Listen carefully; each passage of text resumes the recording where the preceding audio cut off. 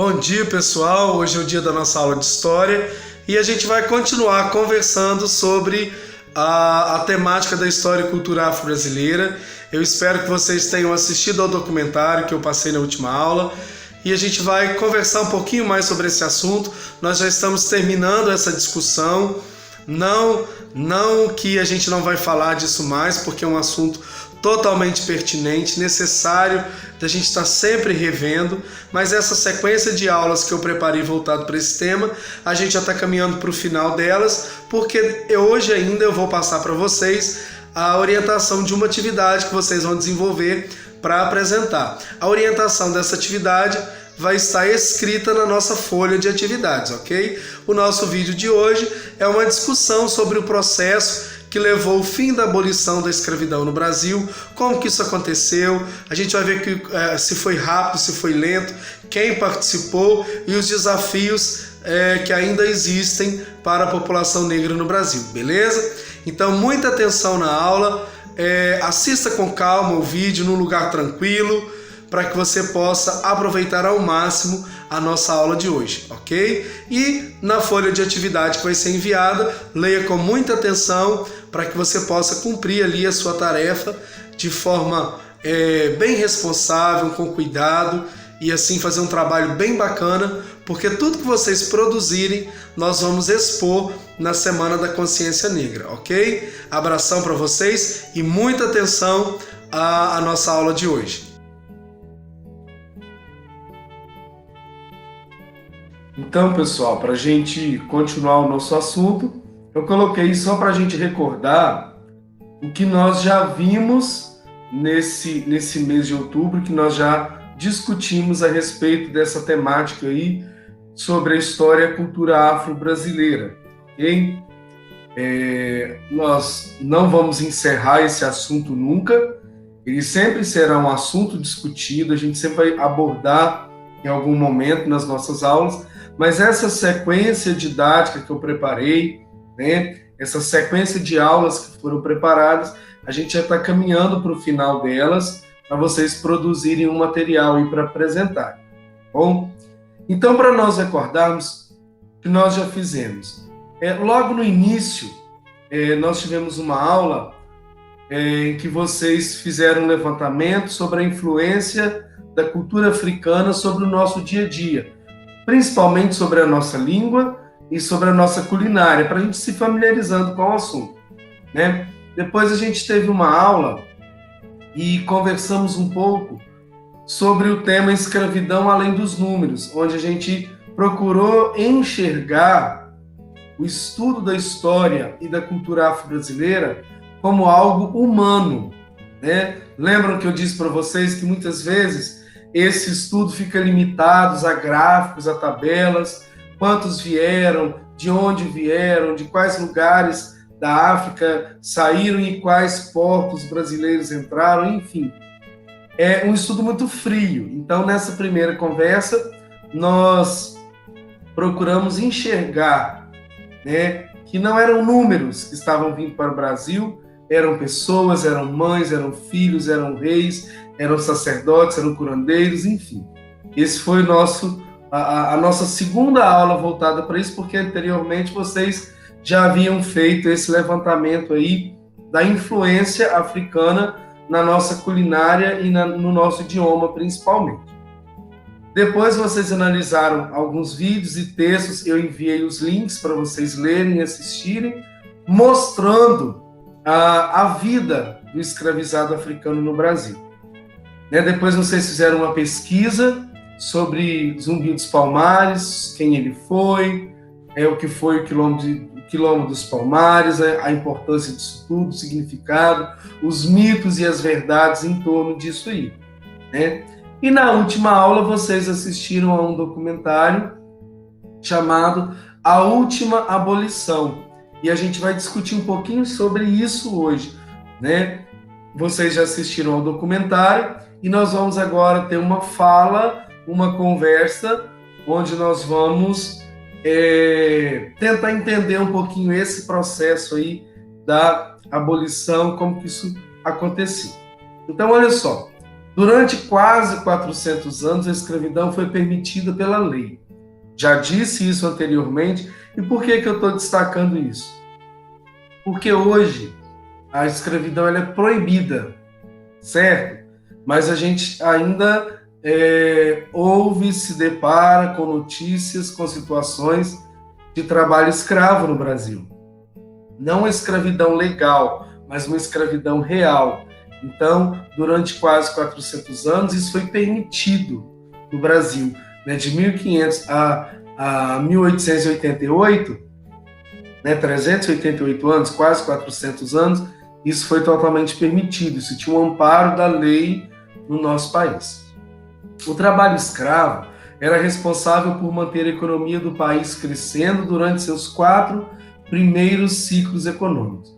Quando eu falo de ciclo econômico, eu estou falando de um período da história do Brasil em que um determinado produto era a base da economia. Então, o primeiro ciclo econômico do Brasil foi o ciclo do pau-brasil. Foi um ciclo que não durou muito tempo, porque a madeira logo entrou em extinção, mas a extração do pau-brasil era feita utilizando a mão de obra escrava, primeiro do indígena, principalmente do indígena, né? Mas começa-se também a pensar nessa possibilidade da escravidão africana, que vai ficar mais intensa durante o ciclo do açúcar, ok? Né? O trabalho, a produção de açúcar demandava muita mão de obra, era um processo muito longo, muito trabalhoso. Então, nesse contexto aí, é que vai acontecer de forma mais intensa a vinda de escravizados para o Brasil, africanos, ok? Depois do ciclo do açúcar, vem o ciclo do ouro. Foi um erro de digitação aqui, tá, gente? O ciclo do ouro, né? Principalmente na região de Minas Gerais, quando a colonização avança para o interior. Quem vai ser a mão de obra que vai extrair esse ouro, que vai gerar tanta riqueza nesse país? Mão de obra escravizada africana. E por último, o ciclo do café, né? Que vai durar durante o Brasil Império e o início da República. O café vai ser a base da economia, vai enriquecer a elite agrária ainda mais, os grandes barões do café, todos eles sustentados pela mão de obra escrava. Então, a escravidão no Brasil ela durou tanto tempo, por isso o título do documentário que vocês assistiram na aula passada. O Brasil foi o último país livre, o último país independente a pôr fim à escravidão. Okay?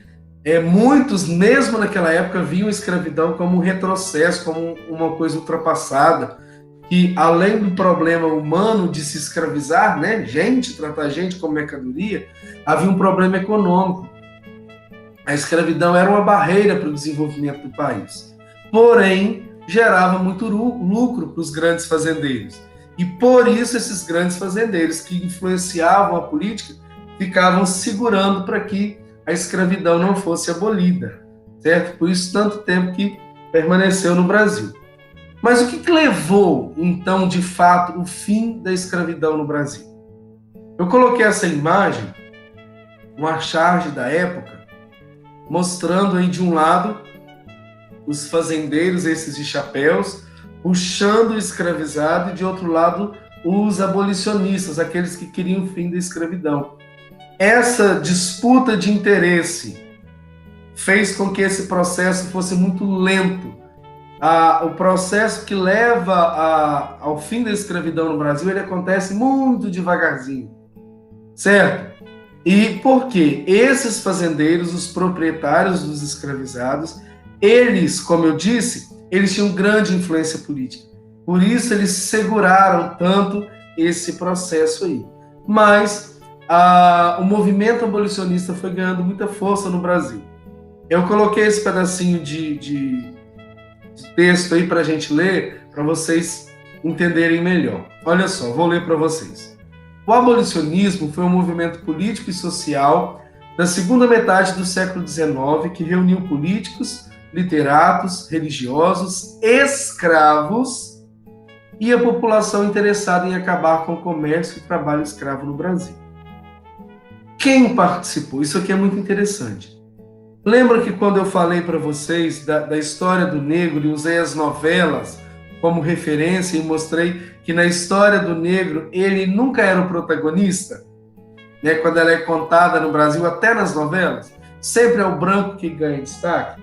Né? Então, eu disse para vocês que realmente existiram muitos brancos, muitos políticos, escritores, religiosos, principalmente aquela classe de gente com a mente mais aberta, alguns que haviam estudado fora do Brasil, alguns que percebiam que o trabalho escravo, além de toda a crueldade humana, também era algo ultrapassado, que segurava a economia, que levava o Brasil a viver, né, de forma muito atrasada em relação a outros países. Existiram, os abolicionistas, eles tiveram um papel muito importante, porém, o próprio escravizado, ele foi o maior motivo, o maior causador desse fim da escravidão no Brasil. Com a sua resistência, a resistência aconteceu de diversas formas. Né? A gente teve uma aula aí, em parceria com o ensino religioso, mostrando a questão do sincretismo. Ele não se curvou, né, à imposição de uma nova cultura, de uma nova religião. Então, quando a gente fala do movimento abolicionista, a gente não pode achar que isso foi um presente, mas para frente, na nossa aula de hoje, a gente vai falar disso melhor.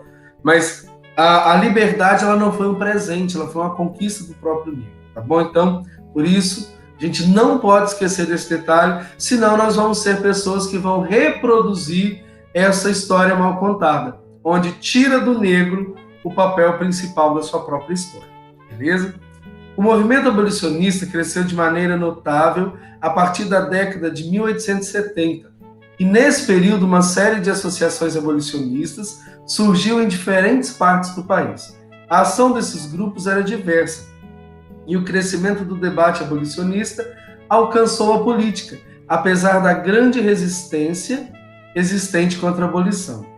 Então, no último parágrafo aí está dizendo o seguinte: esse movimento que cresce na década de 1870, ele se espalha pelo país. Ele cresce não só em número de gente envolvida nele, mas também em vários pontos do nosso país. E principalmente a ação deles era o quê? O debate, levar essa discussão para a sociedade, seja através de comícios de rua, seja através de distribuição de panfletos, publicando artigos em jornais, né, ajudando escravizados a fugirem, criando rotas de fugas, abrigando, ajudando a chegar nos quilombos.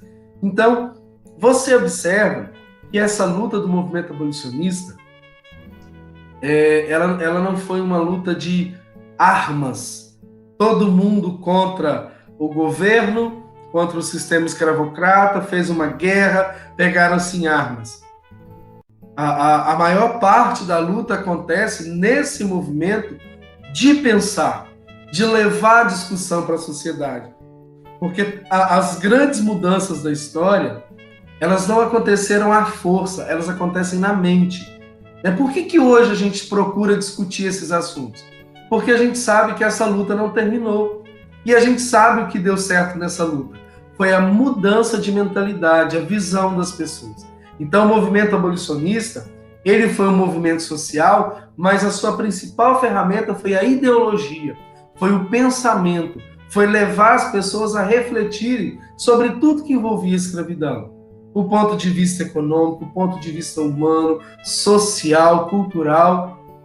E hoje a escola tem esse papel de levar o aluno, o professor, porque nós, professores, também temos muito que aprender, trazer para nós, oportunizar momentos para nós discutirmos e repensarmos muita coisa. E essas aulas que eu preparei para vocês, voltadas para a história do negro no nosso país, é exatamente isso, para trazer a discussão, para nos levar a um espaço onde a gente possa refletir sobre o que ainda precisa acontecer dentro da história do povo negro no Brasil.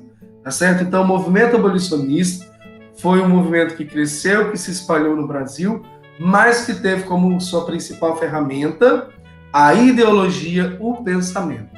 Todas as grandes mudanças começam na mente. Nesse contexto da escravidão no nosso país, eu disse que ele foi muito lento, o movimento abolicionista, ele ganha força, mas tem uma força que foi muito importante para o fim da escravidão no Brasil, que veio de fora, veio da Inglaterra.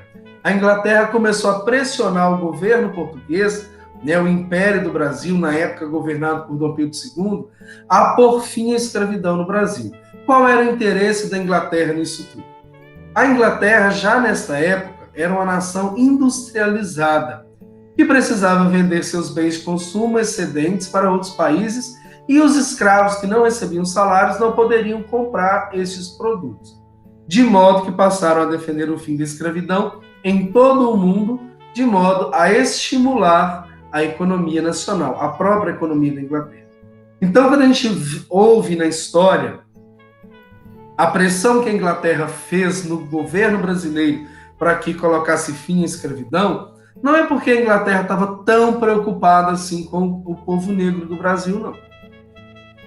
O maior motivo que levou a Inglaterra a colocar essa pressão não só no Brasil, mas no mundo todo, contra a escravidão, foi o fato de que nessa época a Inglaterra já estava passando por esse processo de industrialização, já era um país, né, vivendo aquela primeira fase da Revolução Industrial, e se ela se desenvolveu tecnologicamente, né, se ela agora produz mais através da indústria, não adiantaria ela produzir muito se não tivesse para quem vender. Para quem que a Inglaterra vendia isso? A Inglaterra tinha um grande comércio mundial, ela revendia os seus produtos para outros países, inclusive para o Brasil. Porém, quando chegava no Brasil, a Inglaterra encontrava grande parte da população trabalhando de graça. Escravo não tem salário. Se ele não tem salário, ele não tem poder de compra. Se ele não compra, não atende aos interesses da Inglaterra. Então, a Inglaterra queria botar pressão para o Brasil por fim à escravidão, para quê? Tirando a mão de obra escrava, entraria a mão de obra assalariada. Toda aquela gente, né, que iria trabalhar no lugar do escravizado, ela iria receber salário.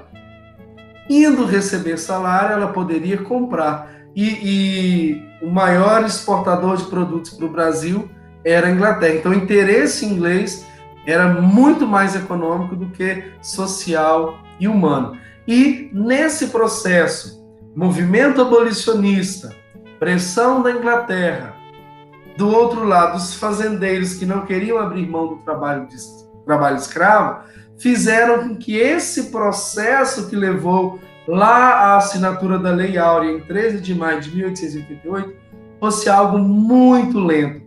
Vieram algumas leis antes da Lei Áurea, porém elas eram muito lentas e elas eram ineficazes. Ela não tinha o resultado esperado. A primeira dessas leis envolvidas nesse contexto é a Lei Eusébio de Queiroz. Ela foi aprovada em 4 de setembro de 1850, sendo proposta por Eusébio de Queiroz, ministro da Justiça. Por isso, ficou conhecido como Lei Eusébio de Queiroz. Ela determinava a proibição do tráfico de africanos escravizados para o Brasil e foi uma resposta às pressões realizadas pela Inglaterra para que o Brasil acabasse com essa prática. Então, num primeiro momento, principalmente por conta dessa pressão inglesa, o que o governo brasileiro faz? Ele não põe fim à escravidão, mas ele proíbe o tráfico. Olha, a partir de agora, de 1850, não podem mais trazer escravos da África para o Brasil. Não vai entrar mais mão de obra escravizada no Brasil.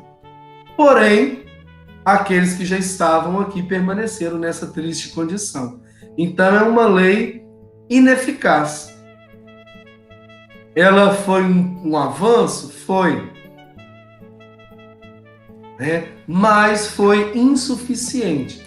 Depois, cedendo à pressão, vem a Lei do Ventre Livre, de 28 de setembro de 1871. O que essa lei dizia? Essa lei dizia que todos os filhos de escravos nascidos no Brasil, a partir dessa data, seriam considerados livres. Aí você olha e fala, nossa, mas é um grande avanço, né? Pelo menos as crianças, a partir daquele momento, já nasceriam livres. Já é uma grande coisa. Será que foi isso mesmo? Olha o restante do texto que eu coloquei aí, para que vocês pudessem ler. E depois, se for o caso, voltem, deem uma pausa no vídeo, leiam com atenção, para vocês entenderem bem esse assunto. Olha o que diz. O dono dos escravos que tivessem filhos tinha, porém, a opção de escolher quando daria liberdade de fato a eles. Porque no Brasil, essa coisa de no papel, gente, a lei dizer uma coisa, mas na prática ser outra, isso não é coisa nova no Brasil. Isso sempre foi assim. Tá? A lei diz, mas sempre tem um porém. Sempre tem algo mais que favorece quem está no poder, quem é parte da classe mais privilegiada. Olha só. A opção tratava que o senhor de escravos poderia permanecer como tutor, palavra bonita, né? Tutor dos filhos de escravos até os 21 anos. E aí ele seria obrigado a libertá-los sem receber indenização. Havia a opção também do senhor de escravos libertar os filhos de seus escravos com 8 anos de idade. E nesse caso ele receberia do próprio governo uma indenização de 600 mil réis. Então, essa criança nascia livre, mas morava com a sua mãe escrava, comia o que a sua mãe comia, trabalhava junto com a sua mãe, desde pequeno. Então, a liberdade dessa criança era algo fajuto. Era uma grande hipocrisia. Porque no papel aquela criança estava livre, mas até os 21 anos, o proprietário da mãe dela tinha autoridade sobre ela. E ela, então, convivia, vivia e trabalhava como uma escrava. Então, essa lei não resolveu o problema. Foi uma lei ineficaz, foi uma lei de aparência. Quando, no ano de 1885, cria-se a Lei dos Sexagenários. A primeira lei do ventre livre libertava as crianças. A do sexagenários libertava os idosos. Mas olha só, concedia a alforria, né, a liberdade, para os escravos que tivessem mais de 60 anos, mas possuía condições rígidas. Sempre tem o mais, mas possuía condições rígidas. Os escravos beneficiados com a libertação deveriam trabalhar por 3 anos para seus senhores como forma de indenização. O cara trabalhou a vida inteira como escravo, chega aos 60 anos, a lei permite agora que ele seja liberto. Ele nunca ganhou nada, ele foi utilizado como um animal, mas ainda assim agora livre, precisa de trabalhar mais 3 anos para pagar uma indenização, para não lesar o seu antigo proprietário. Isso é um absurdo, né? Até porque, gente, com todas aquelas condições, um homem, uma mulher que chegava aos 60 anos nessa condição de escravizado, ele não chegava como uma pessoa chega hoje aos 60 anos. A vida dura, a alimentação de péssima qualidade, a violência, a pressão psicológica, levava essas pessoas a chegarem aos 60 anos totalmente acabados. Muitos, nesse processo de chegar aos 60 anos, trabalhar mais 3 anos, morriam sem conhecer a liberdade. Era algo muito demorado, muito sofrido para acontecer. Então, a lei dos sexagenários também não resolveu o problema. Além disso, tal lei proibia-os de mudarem-se da cidade na qual havia sido alforriados durante um período de 5 anos. Quando algum conseguia, fez 60 anos, trabalhou mais 3 anos para pagar a indenização absurda ao seu antigo proprietário, ele ainda tinha que ficar 5 anos naquela cidade ali. Ele não tinha liberdade de ir e vir como os demais homens e mulheres do país. Então foi uma lei totalmente absurda, ineficaz e insuficiente. Certo? Quando chega, então, no dia 13 de maio de 1888, depois do Congresso Nacional aprovar a famosa Lei Áurea, né? A princesa Isabel, que estava como regente no Brasil, né? pai dela estava em viagem pela Europa, Dom Pedro II, então ela governava em nome dele, ela assina esse documento, diante de toda a pressão. Eu encontrei na internet, no Facebook, numa página que é a favor da monarquia no Brasil até hoje, onde afirmam que a princesa Isabel havia dito a seguinte frase: 1000 tronos eu tivesse, 1000 tronos eu daria para libertar os escravos do Brasil. Né? A princesa Isabel, durante muitos anos na história, ela foi venerada como a redentora, como aquela que salvou os escravos. E isso faz parecer, isso foca todo o mérito da liberdade na princesa Isabel. Segundo historiadores, realmente a princesa Isabel era uma mulher à frente do tempo dela, uma mulher muito inteligente, uma mulher que, se dependesse dela, a escravidão teria sido extinta muito tempo antes, mas a gente sabe que os grandes fazendeiros que dependiam da mão de obra escrava pressionavam o governo e o governo precisava do apoio desses fazendeiros, tanto que, quando a princesa Isabel assina a Lei Áurea, toda a elite rural se volta contra a monarquia e vai ser um dos motivos para que a república fosse proclamada no Brasil e a família da princesa Isabel, o seu pai, que era o imperador, ela, seus irmãos e filhos, fossem expulsos do Brasil. Um dos motivos que tirou a monarquia do poder no Brasil foi exatamente o fim da escravidão, porque o governo imperial deixa de ter o apoio dos grandes fazendeiros. Porém, nós não podemos olhar a princesa Isabel como essa santa que libertou os escravos. Ela assinou uma lei, ela teve um papel fundamental, ela era contra a escravidão, segundo muitos historiadores. A gente não quer dizer que ela não fosse uma pessoa que não se importasse com essa situação, porém, nesse período que a gente tem discutido esse assunto, eu tenho falado muito com vocês a respeito disso. A luta maior foi do próprio negro. A liberdade, ela não foi um presente. E quando a gente olha para a Lei Áurea, para a princesa Isabel, para essa história que nos foi contada, da Isabel Redentora, a gente tira do negro o seu protagonismo. A gente se esquece que, desde o primeiro negro que pisou em solo brasileiro, ele pisou resistindo. Ele pisou não aceitando a escravidão. E essa resistência foi a maior ferramenta de luta do negro. Foi o maior responsável pelo fim da escravidão. Certo? Então a gente não está dizendo que a princesa Isabel era uma pessoa ruim, que ela era a favor da escravidão. Não. Ela foi uma grande mulher na história do Brasil, uma mulher que via a escravidão como um retrocesso, como algo ultrapassado, que além de ser desumano, impedia o desenvolvimento do país. Ela foi uma grande mulher, ela teve um papel fundamental, porque foi a mão dela que criminalizou, que tornou ilegal a escravidão no Brasil. Mas isso foi resultado de um longo processo. E vou repetir, e essa luta começa desde o momento que o primeiro negro pisa no Brasil. Bom? Depois de ter sido aprovada no Senado e assinada pela princesa Isabel, essa lei decretou a abolição definitiva e imediata da escravatura no Brasil e foi resultado da forte pressão popular sobre o Império. Por meio dela, cerca de ainda 700 mil escravos, mais de 700 mil escravos, conquistaram a sua liberdade no papel.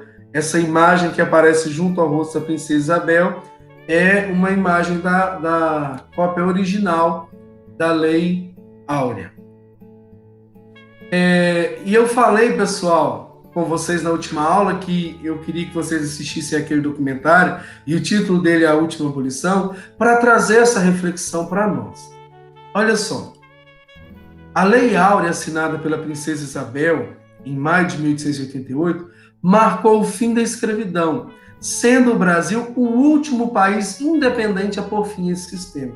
Por isso o título daquele documentário, A Última Abolição. O nosso país foi o último país a proibir essa atrocidade contra o ser humano. Um dos problemas em torno da abolição é que ela foi apresentada pelo Estado monárquico como um presente, é o que eu acabei de dizer.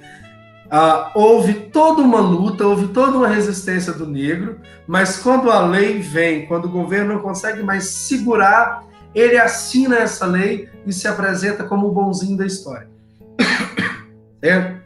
E não como uma conquista e resultado de lutas travadas por atores fundamentais. É preciso destacar o envolvimento decisivo dos escravizados nesse luta. Então, como eu disse, Princesa Isabel teve um papel fundamental, sim, foi uma grande mulher, sim, né? Mas a gente não pode esquecer que o maior responsável por essa conquista é o próprio negro. Então, a abolição da escravidão no Brasil, ela não foi um presente. Tá? A escravidão no Brasil não foi um presente. Ela foi uma conquista do povo negro e de outros homens e mulheres que não eram escravos, mas que se aliaram nessa luta aí. Ok, pessoal? Então, olha só. O desafio e a luta continuam. Por que hoje o professor Rafael parou um mês e a gente está estudando somente essa temática? Porque no papel ficou tudo resolvido, mas na prática, não. O desafio e a luta continuam. No entanto, a libertação dos negros no Brasil não foi acompanhada de uma política de integração à sociedade. Estima-se que, por ocasião da Lei Áurea, dos quase 800 mil escravos libertos, menos de 1% sabia ler. Sem qualificação, eles não tinham condições de melhorar de vida, e sem melhorar de vida, não podiam dar qualificação aos filhos. Esse ciclo vicioso dura até hoje. Quando a população escravizada é liberta, ela é liberta para quê? Para onde ir? Como viver? Sem nenhuma indenização, sem nenhum projeto de governo para dar suporte a essas pessoas ex-escravas, para elas, para elas recomeçarem sua vida de forma digna. Não houve nenhum trabalho voltado de assistência a essa população. E isso é algo que tem se reproduzido até hoje.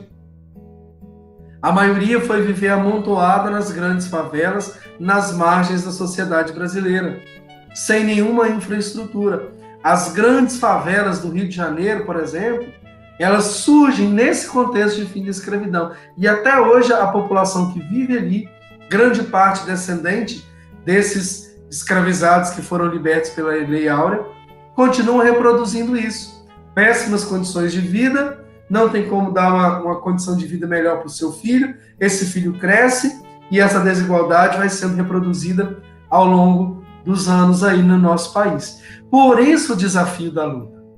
Hoje nós não temos mais a escravidão no papel, a gente não precisa de lutar por uma lei que coloque fim à escravidão, mas o nosso desafio como jovens, como pessoas pensantes, é refletirmos a condição do negro hoje e lutarmos agora por uma real integração e por justiça social, por igualdade. Esse é o nosso desafio hoje. Atualmente, 41,7% dos negros brasileiros estão abaixo da linha da pobreza. De onde vem essa situação? Daqueles ex-escravizados que foram libertos, mas não tiveram nenhum amparo, não tiveram como melhorar a sua vida, não tiveram como viver de uma forma digna e decente. Então isso vai se reproduzindo. Entre os brancos, por exemplo, a porcentagem que está abaixo da linha da pobreza é de 19,5%. Na camada mais pobre da população brasileira, os negros correspondem a quase 74%, enquanto os brancos representam 25,4% apenas. Então, a desigualdade ela é muito grande. O motivo de nós estarmos, durante esse mês, conversando sobre essa temática é trazer essa reflexão. A luta acabou, chegou em 13 de maio de 1888, Princesa Isabel assina a lei, beleza, acabou o problema do negro no Brasil? Não. Esse ano eu quis discutir com vocês, além da influência do negro no samba, na feijoada, na beleza negra, eu quis trazer essa reflexão exatamente por isso, porque existe uma luta, e essa luta não terminou. O processo de liberdade continua, porque não é só a liberdade do papel, é a liberdade para viver com dignidade, integrado de fato à nossa sociedade. É por isso que a gente fala muito de consciência negra. Mas consciência de quê? Consciência de que o negro é protagonista da sua história. Foi o primeiro assunto que a gente conversou. O negro tem o papel principal na sua história. Ele lutou por dignidade. Ele lutou e ainda luta por liberdade. Então, nós precisamos ter essa consciência, esse entendimento claro. Precisamos também ter consciência de que a liberdade não foi um presente dado ao povo negro, mas uma conquista. Uma conquista que começa, vou dizer novamente, no momento em que o primeiro negro pisa no Brasil. A luta começou. A conquista da liberdade começa ali. Certo? Consciência de que a lei não transforma mentes. A lei deu liberdade aos escravos. Mas até hoje, grande parte dos brasileiros olha para a população negra com preconceito, com discriminação, com ar de superioridade. Então a lei, ela é importante, sim, sem dúvida, mas a lei não consegue transformar a mente. Somente o conhecimento e a educação fazem isso. Somente a educação e o conhecimento transformam a nossa mente. Por isso nós estamos aqui discutindo esse assunto, ok? Consciência de que o Brasil ainda não encontrou um caminho realmente eficiente para a inclusão da população negra. Nós temos muito o que fazer. Consciência de que essa luta por justiça social, pelo respeito, pela dignidade de todos os cidadãos é uma luta nossa, a luta de um povo. Muitas pessoas, quando falam de luta por justiça social, contra preconceito, contra racismo, vê isso como uma luta do governo, dos políticos. Não. Essa luta é nossa. Não é a luta de uma classe específica. É uma luta de um povo. Consciência de que estudando, se preparando, trabalhando, aprendendo, podemos assumir papéis importantes na história desse país. Eu acabei de dizer que é uma luta de um povo, mas um povo sem preparo, sem conhecimento, sem educação, não consegue fazer as mudanças necessárias, não consegue escrever uma nova história no seu país. Por isso a importância da educação, por isso se valorizar o conhecimento, por isso quando sentar para estudar, mesmo nesse tempo de pandemia, é sentar para estudar, é sentar para entender, entrar em contato com o professor por todos os canais que a gente disponibiliza, mas você não abrir mão do seu conhecimento, porque o conhecimento é libertador, muito mais do que qualquer papel assinado por qualquer princesa, imperador, presidente, deputado, senador, que seja. Certo? A educação é algo libertador. Então, eu espero que vocês tenham consciência disso. E para finalizar, eu coloquei aqui uma imagem, certo? O historiador Luiz Felipe de Alencastro, um historiador brasileiro, na obra História da Vida Privada no Brasil, no volume 2, ele analisa essa imagem, ele diz a seguinte frase: o Brasil quase todo cabe nessa foto. Nós temos aí uma ama de leite, as mães pretas, como se dizia, e um menino branco. É uma imagem que toca muito o nosso coração. Você vê uma mulher, com certeza, quando ela estava amamentando esse menino, ela foi privada do contato com o próprio filho, porque ela tinha menos contato com o filho dela do que com o filho do seu proprietário, o menino branco. Né? Muitas vezes os filhos das escravizadas, que eram separados para amamentar o filho do dono, ele começava a ter uma alimentação mais cedo, sem ter condições físicas ainda, um bebezinho para isso, para que o leite sobrasse para o filho do dono da mãe dele. É uma coisa desumana. Mas mesmo assim, quando você olha essa imagem, olha como esse menino segura o braço dela, como ele está com a outra mão no ombro e como ele está aconchegado. Esse menino encontrou nessa mulher aconchego. E se ele encontrou esse aconchego, é porque além do leite, ela deu algo mais para esse menino. De fato, ela foi mãe dele. Né? E a gente vê nessa foto uma mistura de verdades. Uma mulher obrigada a ser ama de um menino, mas ao mesmo tempo que demonstrou amor, carinho para esse menino, tanto que você vê que ele tem por ela um sentimento verdadeiro. Uma criança que não tem noção do contexto, né, que levou ele a ter essa mulher na vida dele, mas uma criança que encontrou amor, né? E eu vejo que nessa foto, uma mulher que com certeza não concordava com a escravidão, uma mulher que tinha suas próprias feridas por ser privada até mesmo de um contato mais próximo com seu próprio filho, mas uma mulher que teve sensibilidade para entender o outro. Não entender e concordar com a escravidão, não concordar com a decisão cultural de ser tirada do seu filho para cuidar do filho do outro. Mas a sensibilidade de uma mulher para olhar para uma criança. E eu queria que todos nós tivéssemos a sensibilidade dessa mulher. Ela não é uma mulher conformada, mas ela é uma mulher que tem sensibilidade e que soube